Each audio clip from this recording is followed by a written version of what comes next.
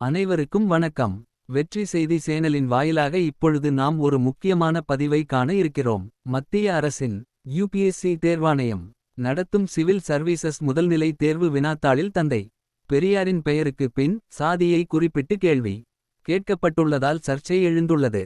1929ஆம் ஆண்டு நடைபெற்ற செங்கல்பட்டு மாநாட்டில் தனது பெயருக்கு பின்னால் இருக்கும் சாதி பெயரை நீக்குவதாக அறிவித்திருந்தார் பெரியார். ஆனால் யுபிஎஸ்சி தேர்வு வினாத்தாளில் பெரியார் பெயருக்கு பின்பு சாதிப் பெயர் குறிப்பிடப்பட்டு உள்ளதால் தேர்வர்கள் அதிர்ச்சி அடைந்துள்ளனர்.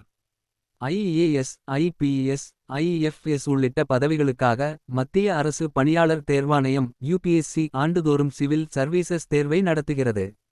யுபிஎஸ்சி சிவில் சர்வீஸ் தேர்வு முதல்நிலை, முதன்மை மற்றும் நேர்முகத் தேர்வு என 3 கட்டமாக நடத்தப்படுகிறது.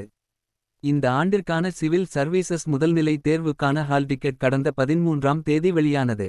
இந்நிலையில் யுபிஎஸ்சி முதல்நிலை தேர்வு இன்று நாடு முழுவதும் நடைபெற்றது.